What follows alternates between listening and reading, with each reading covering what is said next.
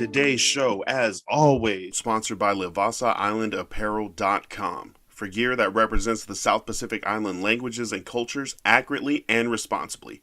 Put on for the culture. Catch the wave at LivassaIslandApparel.com.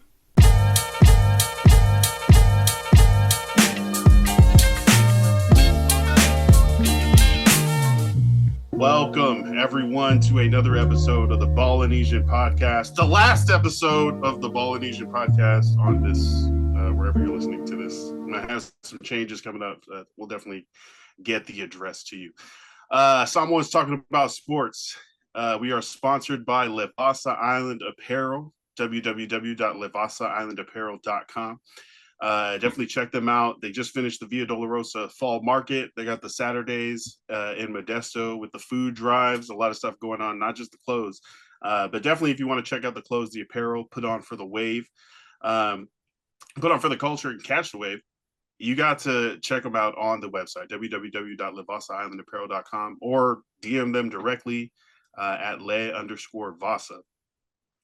Brother Forrest, it is halfway through the NFL season. Things are shaping up for certain teams, playoffs, off season coming into focus. You are a Raiders fan.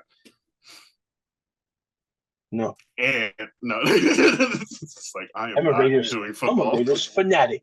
Yeah. What is the vibes of the nation right now? It's we're going into week 11, 2-7, not the season that you guys wanted to have, but what is the focus? What are you feeling right now for the Raiders? Oh, the vibes are cool. I mean, I think they worked some stuff out with players and coaching staff. They got rid of some coaches, as we talked about before. They placed Scott Turner in as the interim offensive coordinator, brought his father in to consult. Norv Turner, who's legendary among coaches in the NFL, among their circle. That's their words, not mine.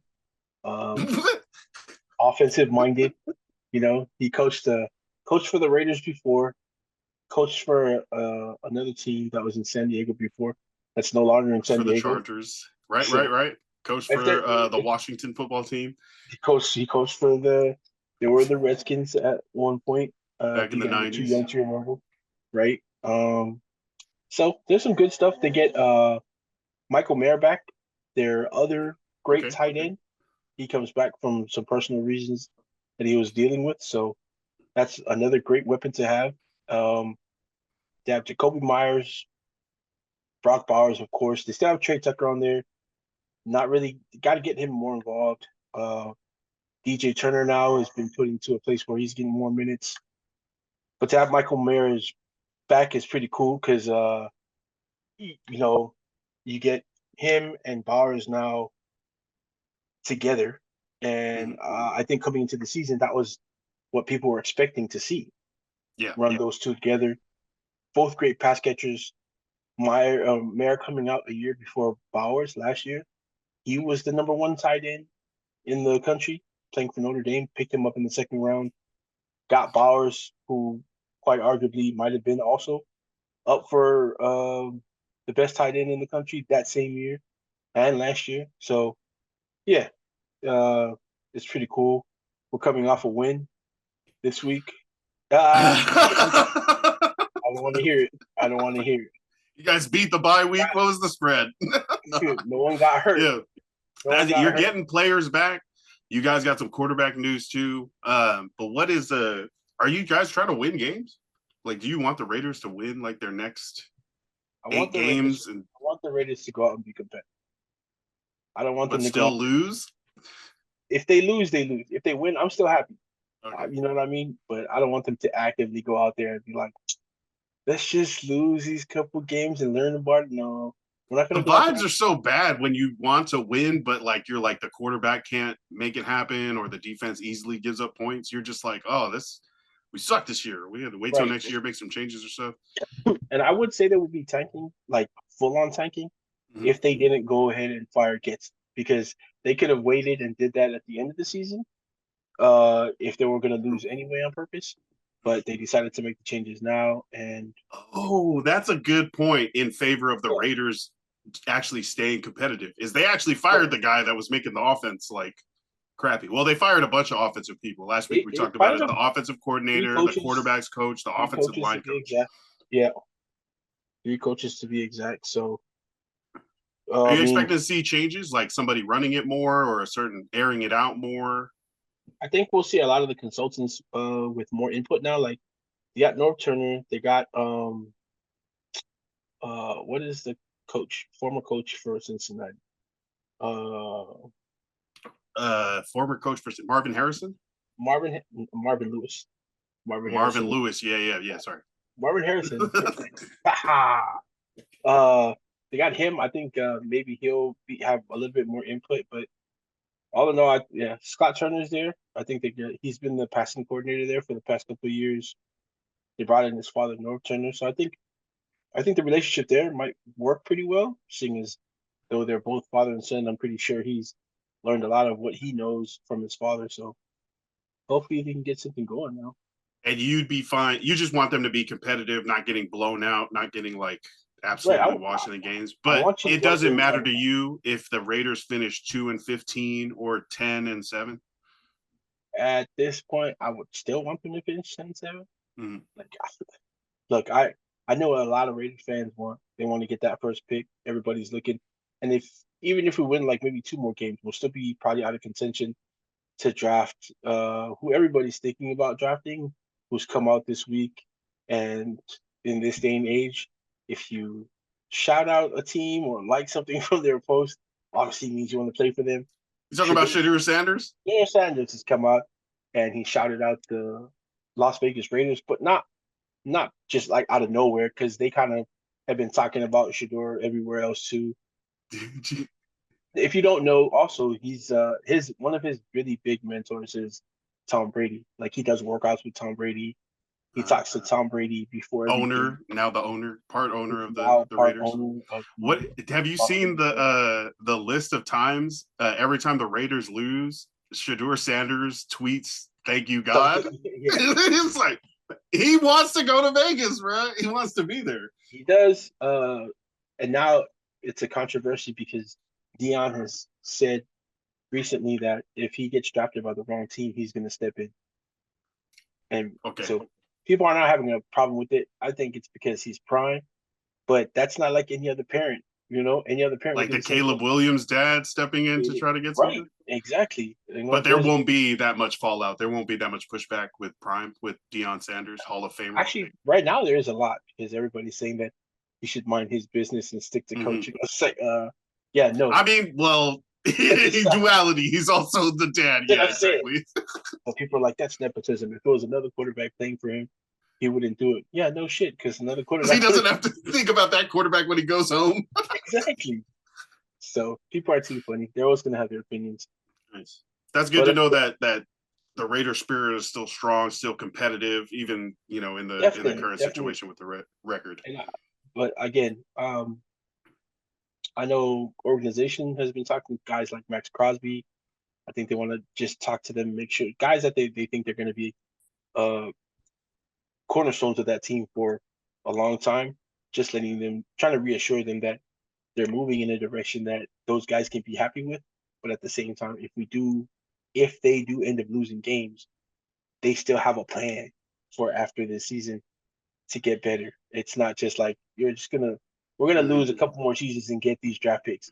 They're just trying to reassure a lot of their top players that that's not what the plan is. Of course, if they do end up losing the season, it puts them in the position to draft a person like Shedeur Sanders, who arguably is either the first quarterback taken this draft or the first player, depending on who's picking first. But there's some teams who have just I don't know. It's it'll be fun because there's a couple of teams at the top right now that sorry, I had to let this.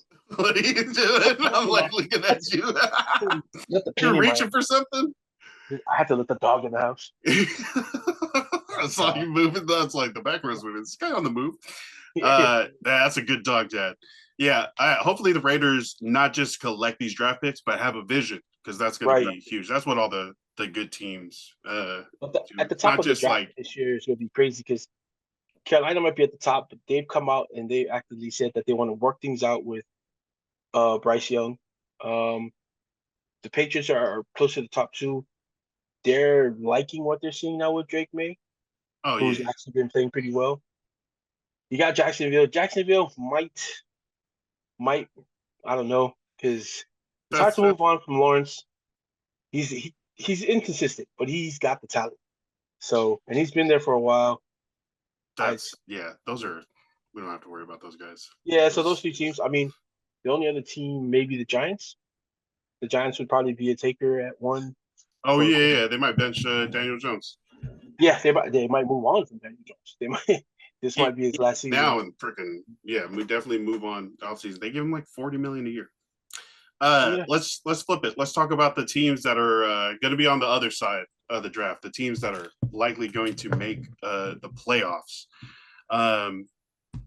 Right now in the AFC and the NFC, there are 3 or 4 teams that are above 99%. The Kansas City Chiefs, Buffalo Bills, the Detroit Lions are all at 99%.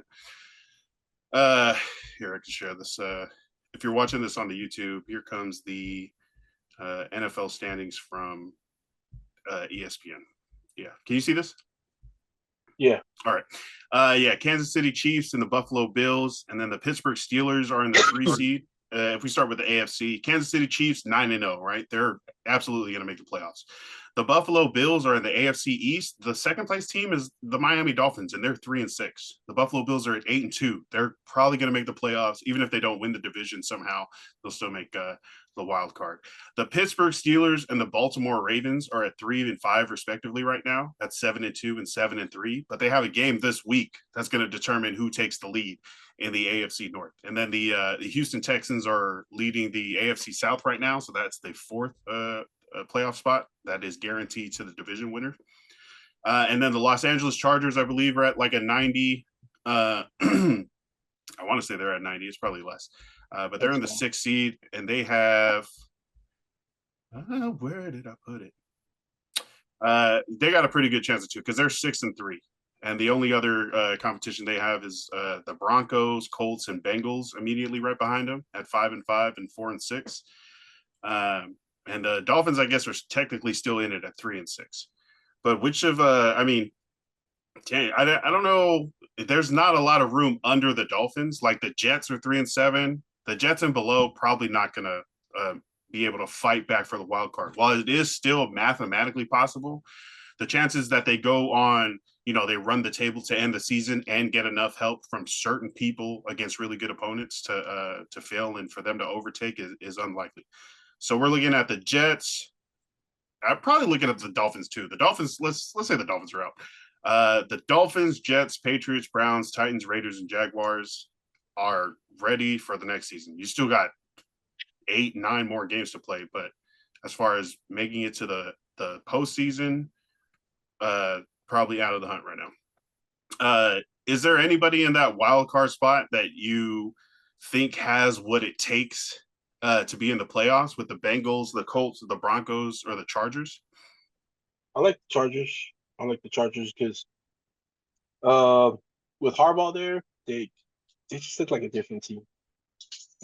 They're responding to Harbaugh and his coaching staff very well. They're doing the things they need to do to win. You still have Herbert there. He doesn't have to. We've talked about this every week. The Chargers play. He doesn't have to go out there and win games like before. He doesn't have to force things. They have a game plan that they're sticking to, which is just pound the ground, get teams tired, and then really much just outlast the teams. The only thing about that is I don't think their defense is as solid as their offense is right now.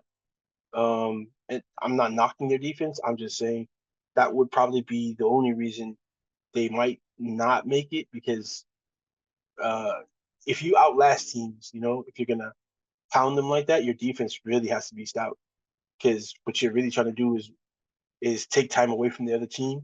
So that helps your defense a lot, though, if you're running the ball like they do with the running backs that they picked up. Is Gus Edwards back?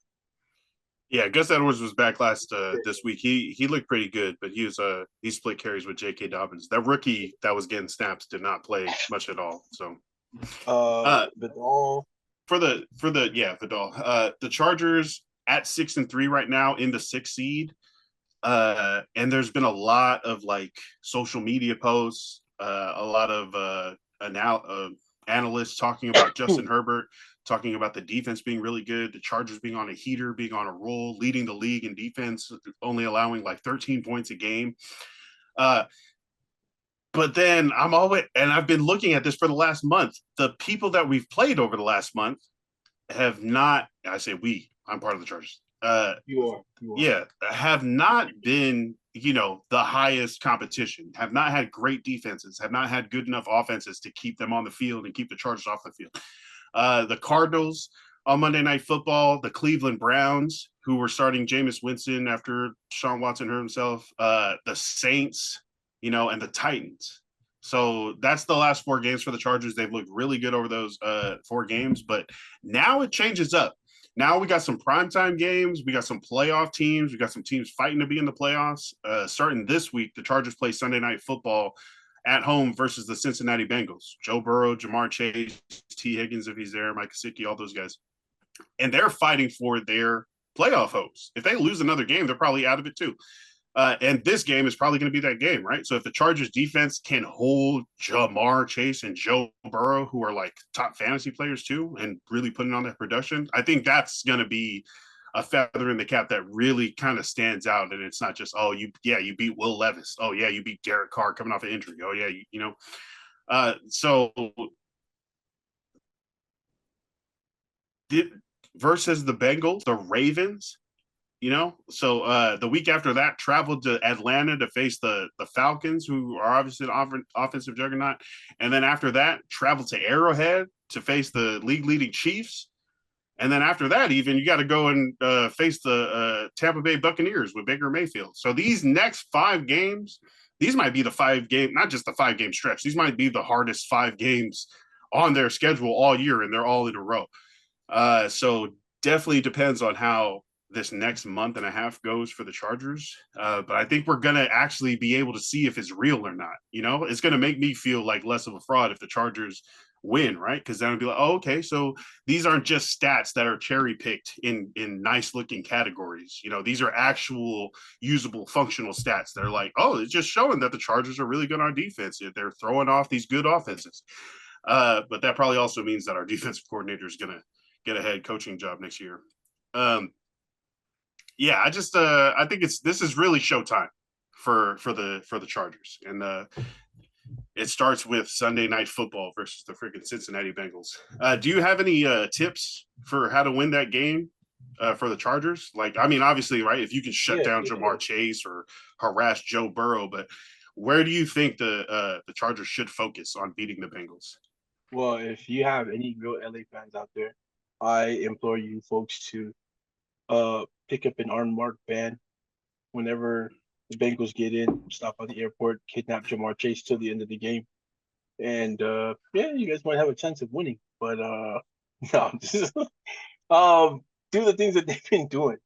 Please don't kidnap Jamar Chase. I was just kidding, guys. Yeah. I don't want to watch the news and there was some kind of kidnap attempt at LAX. Oh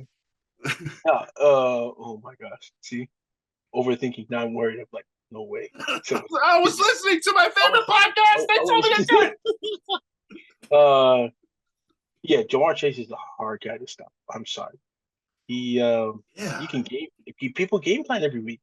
It's like, they have a clip before of Cam Newton standing at the line, and some guys reading the play, and Cam Newton's like, "Oh, you saw that, huh? Oh, so you know what's coming? Oh, you watch tape, huh? Watch this." And he said, "Watch it. You still got to stop it." And that's like that's what it feels like to play Clay against Matthews, USC. Yeah, exactly, exactly. And so I think the game plan that the Chargers come out with every week is to run the ball. They have opportunities to pass, they'll pass. But running the ball does like a ton of things, but 2 of the things that it does, for your team running the ball is it shortens the game because time runs. There's no incomplete passes. Can't stop the clock. Yep. Yeah, so you're just running, and it tires your defense. It tires the opposing defense, which makes for more opportunities. Keeps the other defense off the field or offense off the field, which is what you want with Joe Burrow. You want to control the time possession and not give the ball to Jamar Chase and their damn quarterback. Joey. Yeah, the less opportunities they have to go out there and score against you guys, the better. And I think the Chargers have a game plan that they execute very well that'll keep those guys out the field. Defensive, man, they're just gonna. Oh, that's what I'm saying. That's one of those game plans that kind of works together with the offense and defense, right? The defense is like, hey, it would help us a lot if you guys had a freaking 10-minute drive. Okay, maybe 2 or 3 10-minute drives. No big Bengals plays. Yeah. If anything, you also don't want them to let Gesicki get involved because Gesicki is one of those guys like against the Raiders. He had some big chunk plays, and of course. Do you know if T. Higgins was playing that game versus the Raiders? He wasn't. He was not. So he was not. So that's what they're saying. They're saying Gesicki's starting to become. If T. Higgins is out, he's basically the wide receiver. Their second option. Yeah. Getting all those looks and targets. Coming out of Penn State, he was really good. He's 6'8". He's quick. He's pretty fast. He's got great hands. In Miami, I think he was underutilized.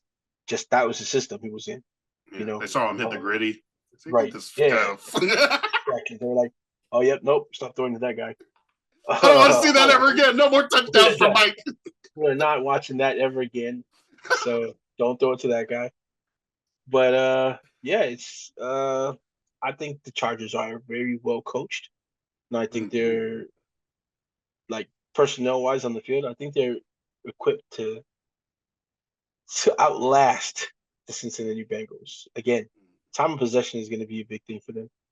So just take the ball away from Joe Burrow and Jamar Chase. Also, we're talking about those two a lot, but Chase Brown, in the absence of Joe Mixon, has filled in pretty well. I know. Or Zach Moss was, he was like the backup last year and supposed to be the starter this year. He got hurt, but even before he got hurt, Chase Brown started coming on, which pissed me off because I dropped him like in week 3. I was like, oh, this guy's never going to see the field. And now he's like going to be a league winner. And I'm like, oh. He runs hard, man. He runs hard. Yeah. Fights for those extra yards. So hard to keep a guy like that on the field. Young, strong, fast. That's I think they just want him to be better in pass protection, but that's like the older you get, the more reps you see, the more you kind of understand what the defense is doing. Right. I think for the Chargers, those 5 games you reeled off, of course, they're going to be really difficult games, but those are games that they're probably preparing for right now. I think it's the other teams in the division that they're going to play who have really nothing to lose, like the Broncos and the Raiders. I think those guys are really who you're going to have to look out for because the Raiders players are literally like, let's play spoiler. Let's go and spoil some playoff hopes. So I'd be more worried about that if the head coach wasn't Jim Harbaugh. I feel like we talked about this last week. They're the week before. They're winning the games they're supposed to. And if you're going up against a team that has if we play the Raiders in week 18 and lose, and because of that don't make the playoffs, what a failure. I don't ever want to feel that again. If something like that happens, because and the Raiders are probably not able to make the playoffs, so they're just playing just to spite you, right? And if you let somebody win that has nothing to win, there's what the hell? So it wasn't I don't know. I really hope it doesn't come down to that, but I do feel confident in having Jim Harbaugh that it's not going to be the dumb playing down to the situation or to the team or making boneheaded penalties, boneheaded plays.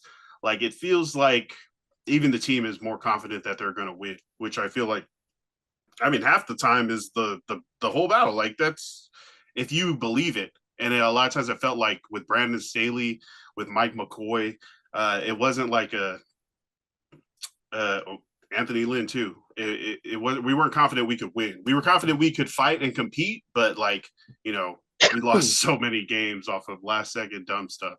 and that just doesn't feel like it's going to happen. Like, I mean, the Broncos, their offense can offense sometimes. Their defense still has standout players, but we should be able to beat them again too, and we'll have them at home. So, well, look, the last thing I want to say on that is, and I want you to remember these words before we play this. Ha ha ha ha ha ha ha ha ha ha. I don't want to laugh at you guys when we win. That's not. We'll see. Well, yeah, we'll see how it goes. Definitely don't want to fall trap to that game, especially if the other team isn't fighting for anything. That's like some Brandon. For sure, I do think I think again on the question, I think the Chargers probably have the better chance of making the playoffs just off of coaching staff right now because they've had the talent. So you don't really have to talk much about that, and I think the talent right now is really being like focused right now, and they're good coaching. Yeah, good coaching. Yeah. That last spot for the AFC is going to come down to the Broncos or Colts, Bengals. But if the Bengals lose this week to the Chargers, they're probably out of it too. So Broncos or Colts. Let's talk about the NFC playoff chances. Like we said, we have the Detroit Lions out front. We have at 8-1, and then we have take a look here, the Philadelphia Eagles at 7-2. The Atlanta Falcons at 6-4, and the Arizona. And then you have the Minnesota Vikings, Washington Commanders, and Green Bay Packers in the wild card spots. The San Francisco 49ers are 5-4 and just outside of the playoffs. And then you have a bunch of 4 and 5 teams that mathematically still able to get in there, but I think they cross schedules with a bunch of the playoff teams. So they have they have a bunch of tough games. I think Tampa Bay has the easiest schedule remaining in the NFL. Like their opponent's win percentage is like 0.302 or something like that, but they're still in 12th. They're down at 4-6. The Bears, Rams, and Seahawks at 4-5. And then the Niners just in that 8th spot at 5-4. How do you feel about the Detroit Lions? Or do you think they're automatically in the NFC Championship or even in the Super Bowl? I think they're automatically in the championship, definitely. Okay. Super Bowl, I mean, that's hard because once you get into the championship game,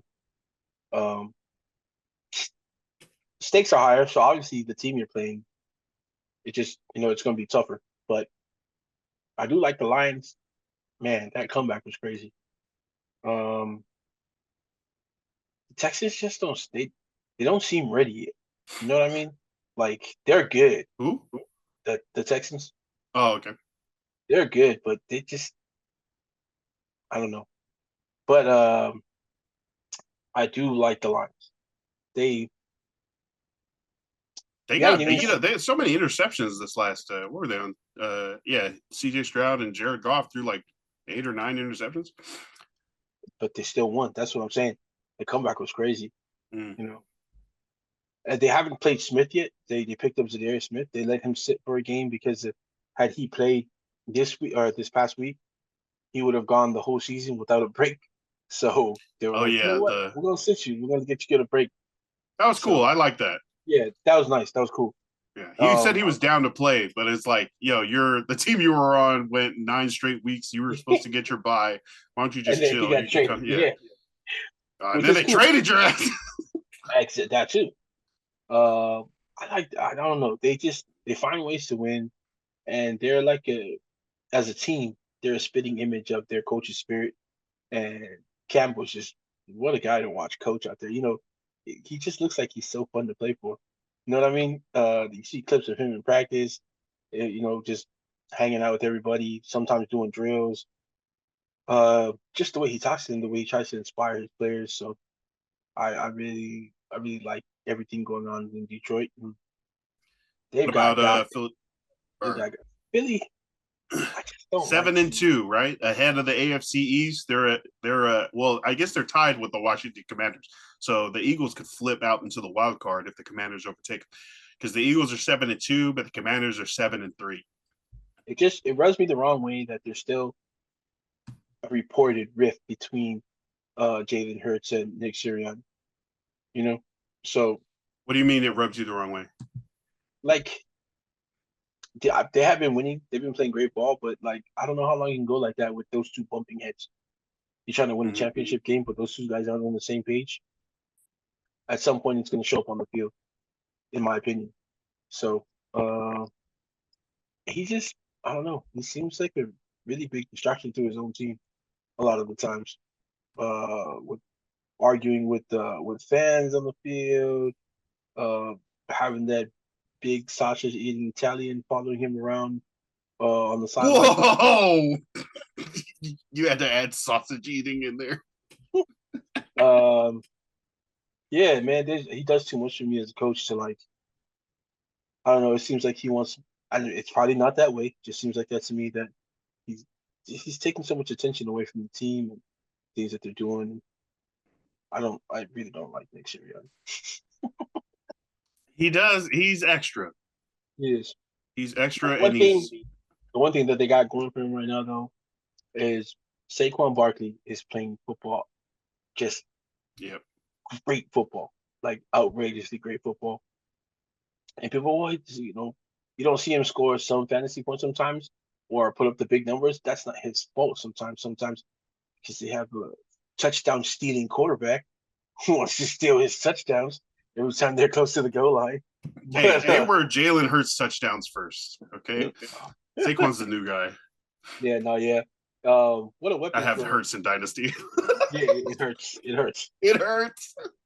What a great guy to have uh for Jalen Hurts to have in the backfield with him. Like, you want to go back, you want to go on the field and look back there and trust somebody's gonna. If I can't get those yards, I know that who's gonna get them. Or if I need a first down, Mhm.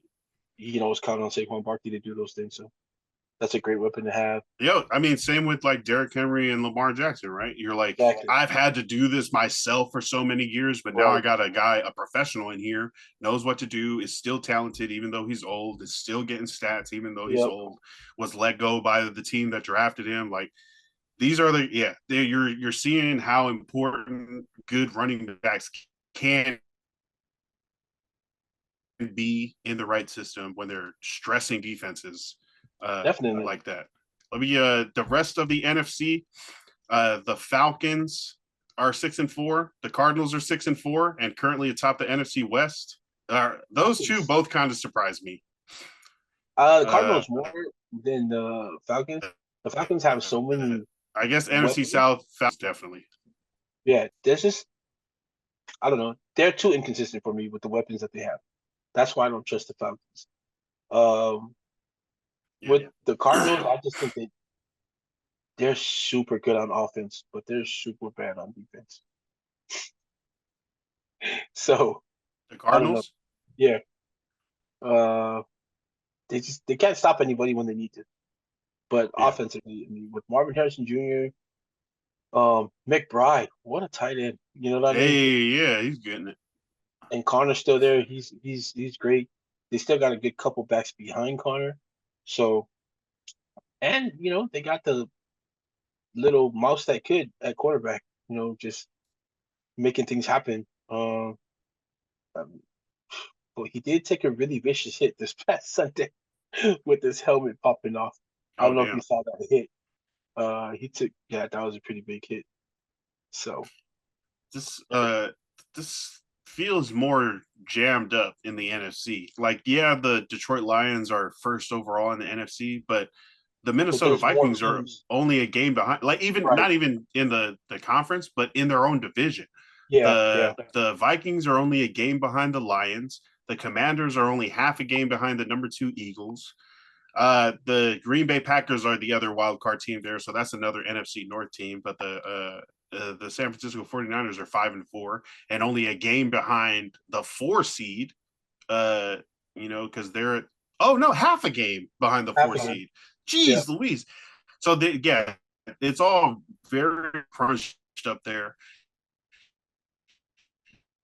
I will say for the unlikely, at least what I've been hearing about their schedule moving forward, they got like the Lions twice, the Vikings twice, something like that. So they're gonna lose a bunch of games that it's going to push them. The Rams and the Seahawks can, come back from 4-5 to stay in playoff contention, but they, in the NFC West, you're going to be fighting. But then also, that's what can make it flip. If you go on a run against your division opponents, it pushes them down too. So, which is why those are so important.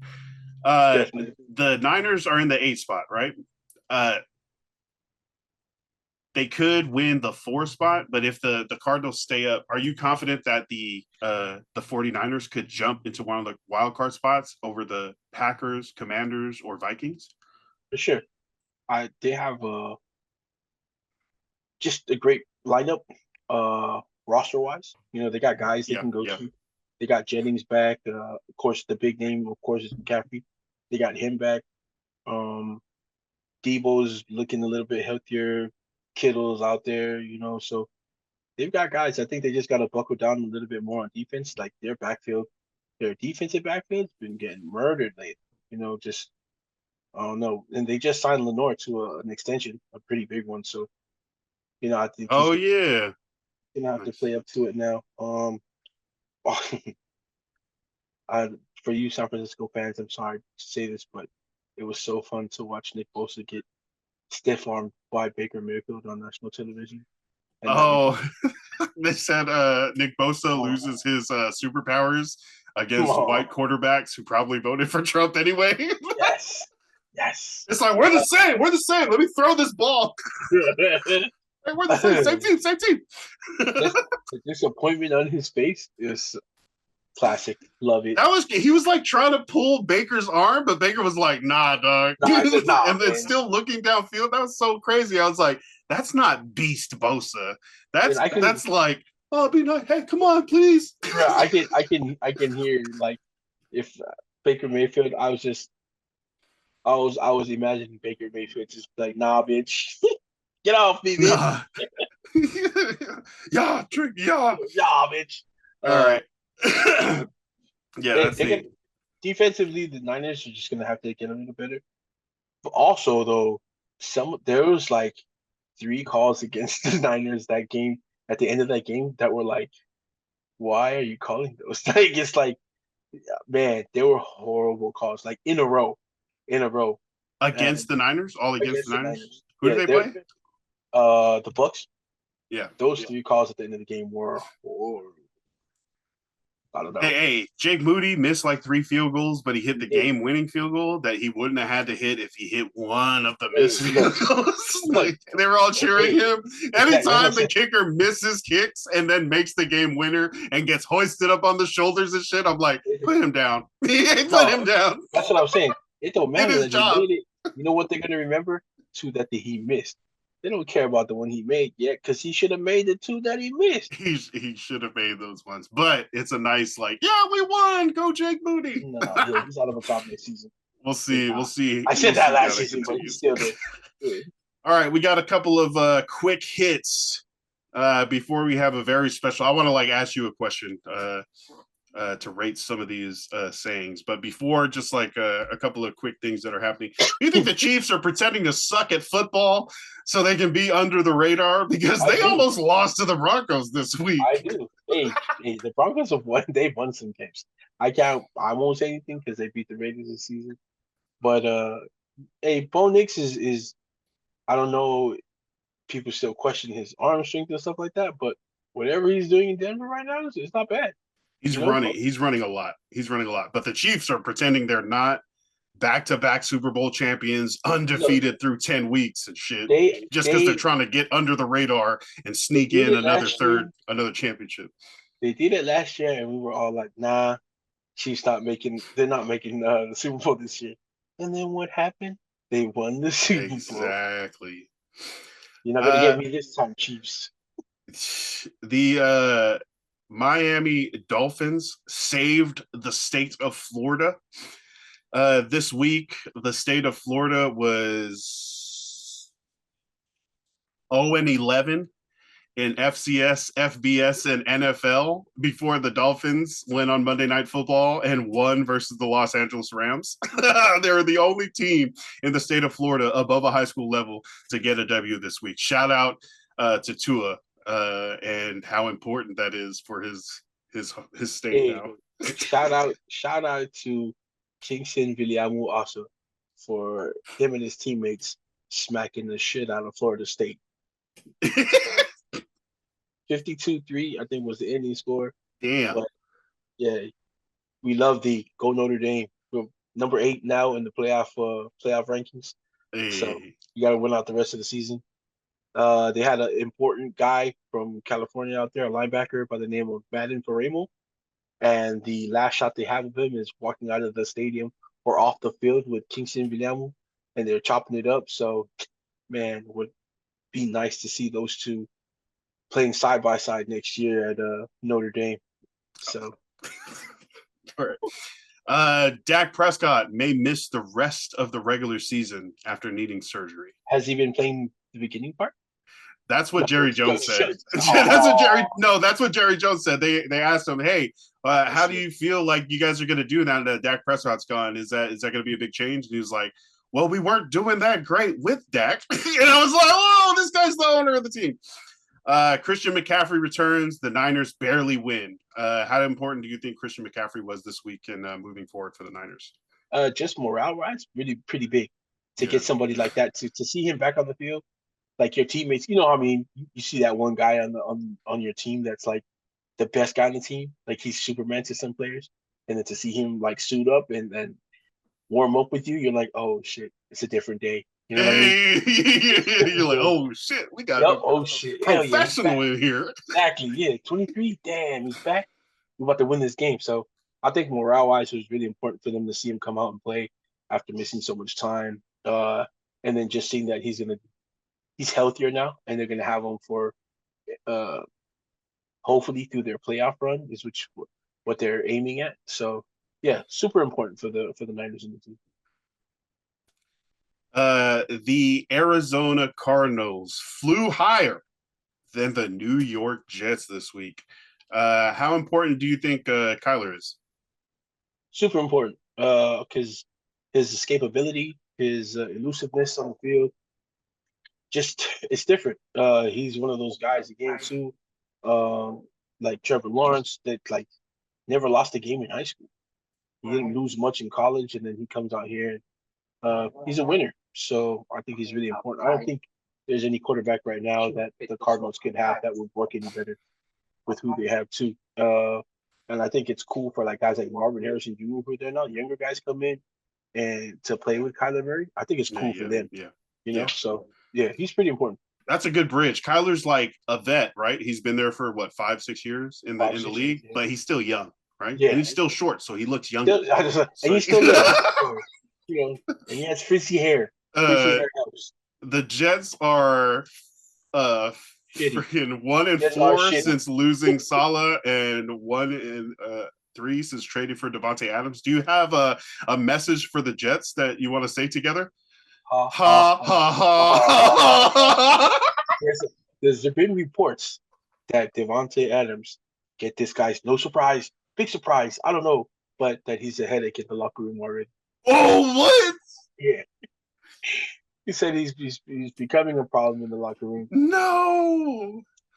Do you think he's going to be there next year too, as long as Aaron Rodgers is there? Well, Aaron Rodgers came out today and said he wants to play in 2025. So I think if they get that deal and with the Jets, with the Jets, that's what he said. He wants to be in New York playing with the Jets in 2025, and I think that's him and Devontae just trying to put things out there. But like, you know what? Maybe we should come back together and we'll see what we can do. Let's stay together. That might be.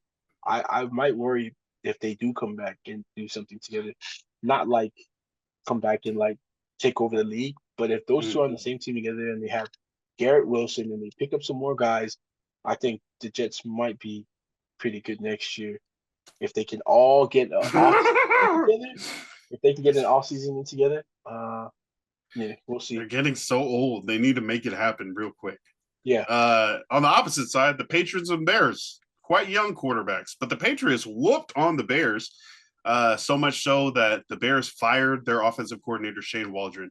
Is this more to say about Drake May and how good the Patriots can be, or how problematic it is currently for the Bears and Caleb Williams?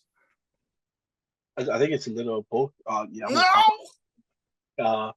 Actually, no. I think it's. I like the Patriots. I like Drake May on the Patriots. They got some Yeah. guys there. They got Polk at receiver. Um, they have a running back. They still have Stevenson at running back. Stevenson, yeah. They I mean, got some they had those guys with Brissett and who they have last year, Mac Jones. Those were Mac Jones. pretty much Yeah. the same guys, right? But it seems like Drake May already in a couple starts is elevating those guys and making them, giving them more production, better catchable football. So Yep, right. And that's good to they see. do But have what a do you think is rookie. going to happen with Caleb Williams? Do you think he's going to be okay? I think he'll be all right. The kid can play ball. We've Okay. seen that. He's shown his flashes. But also, again, if you haven't dealt with expectations like that in your field of work, just the way he's come in and like the hopes and dreams of every Chicagoan. Yeah. He played Just he went bravado at the beginning, like, hey, we're not gonna punt, hey, we're gonna be okay. Hey, I never get nervous. Bro, he looks so nervous, so unconfident, so like scared to push the ball downfield. I really hope that changes with a more free, more Caleb offense around I him. think I think it was just for the game. I mean, they also had so everybody wants to show the clip of where he's over there with the offensive coordinator as he's or former offensive coordinator, sorry. He's over there like smiling. I don't know, maybe he's trying to loosen up Caleb Williams, and Caleb Williams isn't just Oh, like yep. it was, oh, it's gonna be a problem. Okay, but also show the other clip where he's after a couple bad plays, he walks over to the veteran wide receivers that Keenan Allen and DJ Moore, kneels in front of them, and he's asking them like, "All right, what did I do bad on the last one?" He's trying to, and then he goes back in and they have a drive and they score a touchdown right after he has that conversation with those guys. Nice. Good. So those are two very different sides of the spectrum for him, but I think he's more inclined to be the latter one, where he goes and talks to his vets and he wants to get things right. I think he's one of those guys that's just really super detailed and really wants to get things right. And I think that's also part of the problem right now is that he's just really trying to do things on his own. Just, maybe doing a little too much. Might just have to slow down a little bit and just, again, learn. So what's going to happen if you sit back and maybe just take cues from other people now, try to get pointers, learn a little bit more. Nothing bad's going to happen. You tried your way, try it maybe the coach's way this time. So try it by the professional coach's way. Right. But I really like Drake May and the Patriots. I don't think they're going to be like a Super Bowl contender next year, but I do think they're moving in the right direction. It's nice to see Daniel Equale out there every Sunday playing ball. He starts, man. He's playing ball out there. So that's also a bonus to see one of those who's playing out there. But they look good. I like Jared Mayo as a coach. One of those player coaches as well.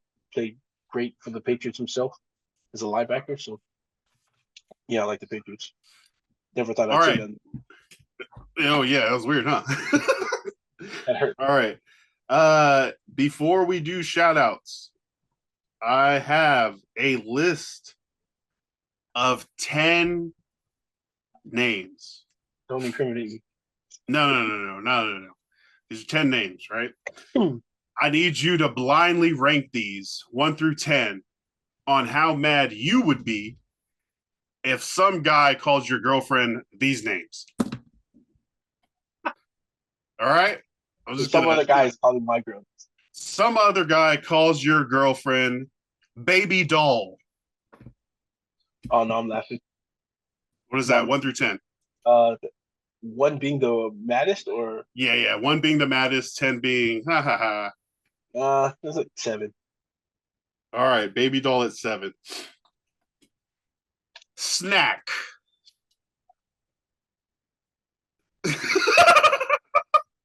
Maybe because I'm old, but I'm gonna say 6. Snack at 6. Sugar lumps. That's definitely, man. 8. Sugar lumps at 8. Pookie. It's a 9. Oh, okay. Good girl. Man, that's like a 3. I had that at 1. No, that's just it. Babe. Uh, 4. All right, you got 1, 2, 5, and 10 left. Kitten.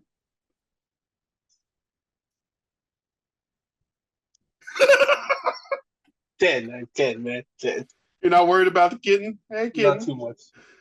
Wait. You're not talking about her kitten, right? No. All right, all right. Spooky. Oh, damn, she could put it 5. All right. Princess. 1, man. I mean, I can call her princess. What the fuck? Mama. Oh, well, I have 2 left, right? Yeah. Yes, I think that's perfect. That's perfect. So in order of mad, princess, mama, good girl, babe, schmooky. Number 6, snack. Number 7, baby doll. Number 8, sugar lumps. Number 9, Pookie. Number 10, kitten. Yeah, see, Kitten. hey, What's up, kid? princess. Yeah, It's so weird.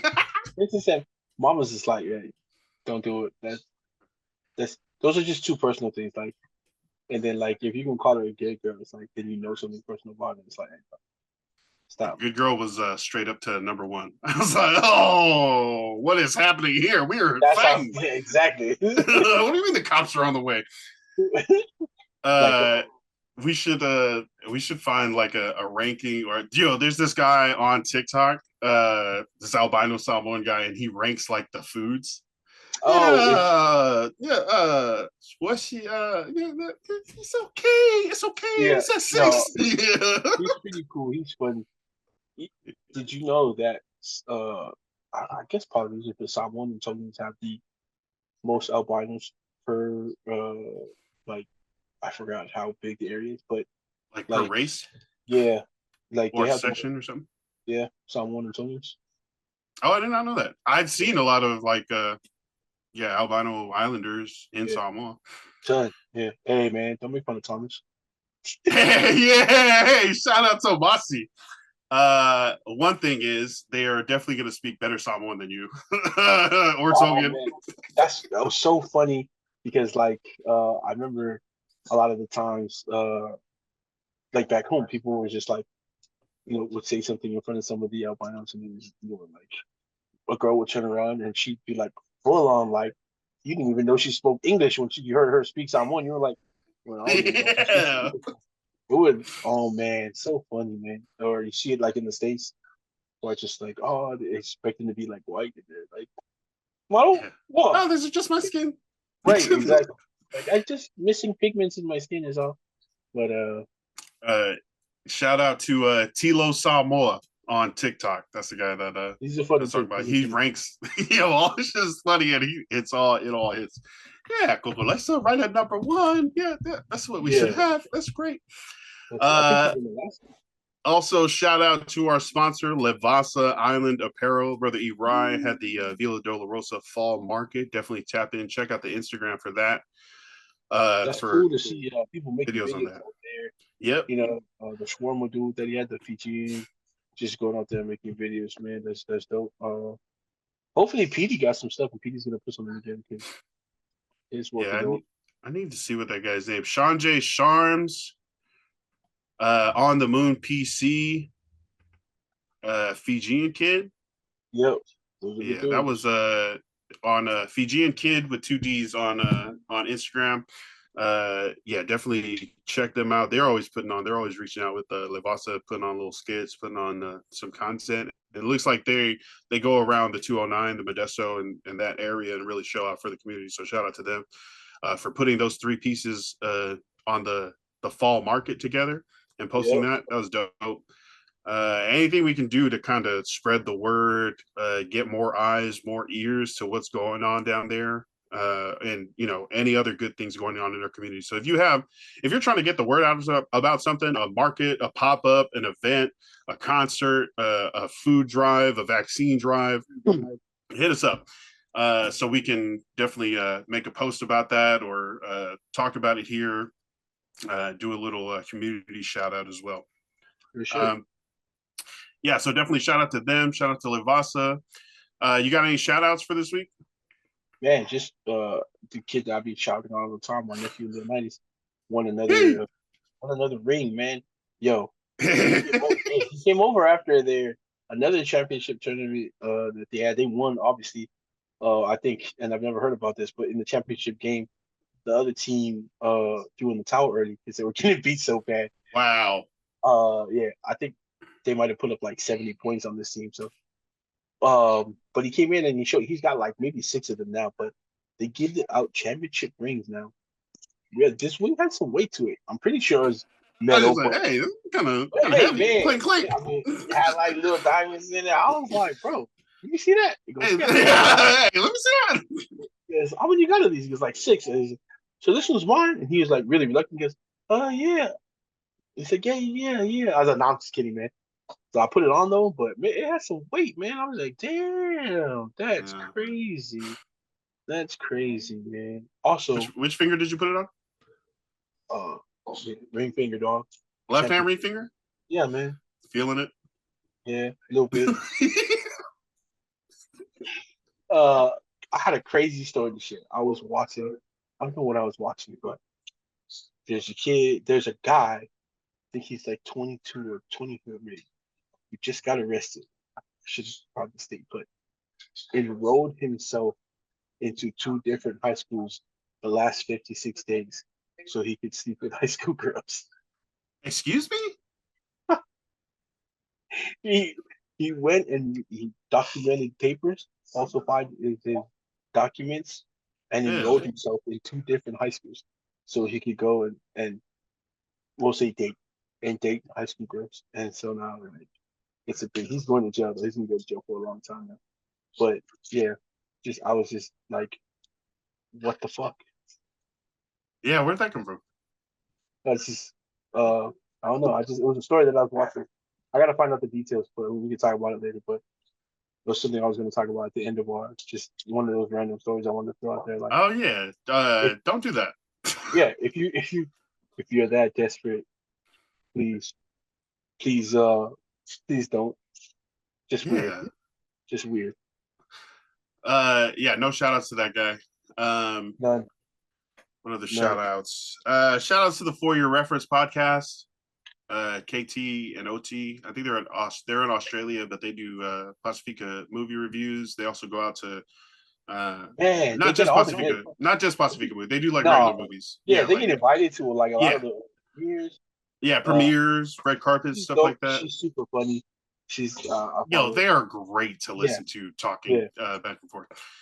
But they also do like premieres. What is the thing? Festivals, movie festivals, stuff like that. What is the damn name? And their episodes are like 30 minutes, right? So it's really easy to listen to. When I get to like, they're in like my subscribed or followed ones, so their newest episode will just play whenever the last one, whatever else I'm listening to ends, and it's so easy to listen to. Definitely check them out. For Your Reference podcast. The other Brown Film Critic is KT's IG.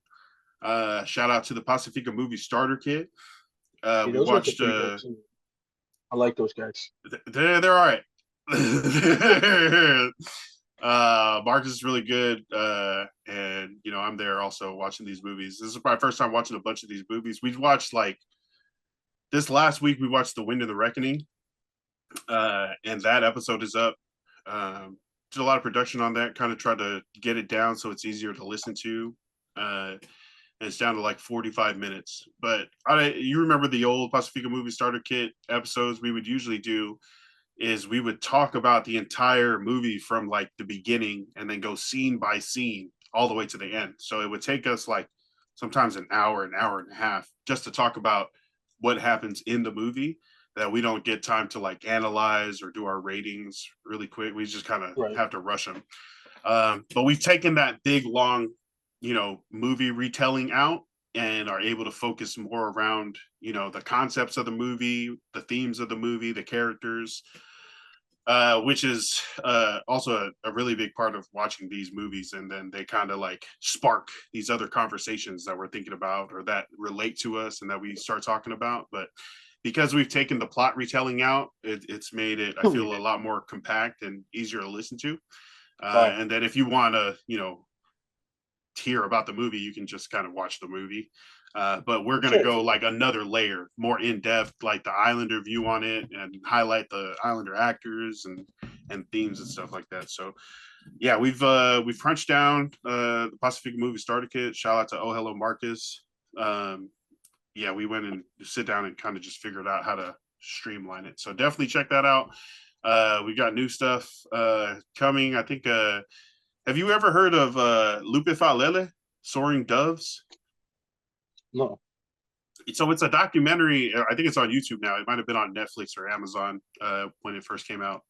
But it's a documentary about pastors in Samoa or in the islands and how they like have big houses and use the church to enrich themselves and think they have more power than they should because they're chosen by God. They can do whatever, right? But you should go back to the very first episode of the Ballinesian that you were on.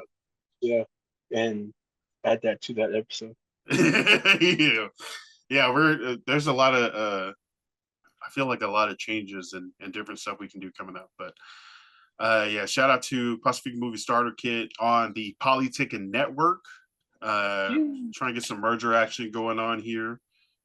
Shortly talking to guys about how we might put the show on the network, and then are they buying us out? Yeah, our total equity of no dollars worth. Right? Are they buying us? Are they adding us to their roster? Yeah. I think strengthening the network and getting like a bunch of shows, a bunch of hosts is kind of and like widening that out. So it's not just like 2 shows or 3 shows, but it's like stuff that everyone can relate to. Right. If you remember The Ringer or Grantland with Bill Simmons, kind of pieced off from ESPN, but it was so much more than just sports. It was pop culture, it was music, it was gambling, it turned into a bunch of other stuff. Podcasting is a big part of it. But that's kind of the vision for it, I guess. But I mean, culture, movies, sports, that feels like a good basis. But definitely stay tuned. Keep it locked. Follow us, Ballinesian on Instagram. Follow the Polyticket Network, Polyticket Podcast, Pacifica Movie Starter Kit on Instagram. And then, yeah, we will get the details to you as soon as we have them all figured out. But we're going to be changing the way we upload the show, changing where the show is. But yeah, it's going to be fun. And I think it's a big, yeah. Building together. It's going to put my pod work. It's going to consolidate that, which I think will also be good too. But yeah, just a little behind the scenes for the people staying to the end. Appreciate you guys. Yeah, and stay tuned. Anything else before we go for us? Hey, it's flu and cold season out there. I am just not getting over. I probably both of it. So everybody out there, especially if you live in the PNW, stay warm, man. You know what I mean? Just take as much vitamin C and antibiotics as you can. Being sick sucks.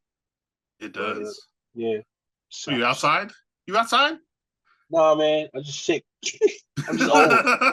Stay inside, man. It's getting cold. It's getting rainy, wet. I'm old. Like, man, there's a draft in the house. I'm cold. I still love it being cold. I like it a lot. But I'm also like, should we go outside for a family walk? And Sammy's like, hell no. That's exactly my problem, And it's funny because we both lived in American Samoa, so like now I enjoy the automatic air condition in the winter. I love it, but it's no good for me. Like I'm out here, like sometimes I'll be stupid and go out here in like a hoodie and shorts and I'm walking around and then you're like, you get home and you're like, why are my legs frozen? Yeah, I was out at the golf course in shorts. That's the only one. Thank you to everybody for listening. Appreciate you guys for tapping in. Stay hydrated, stay blessed, stay ballin'. Love and light. Peace. Irish. Fighting.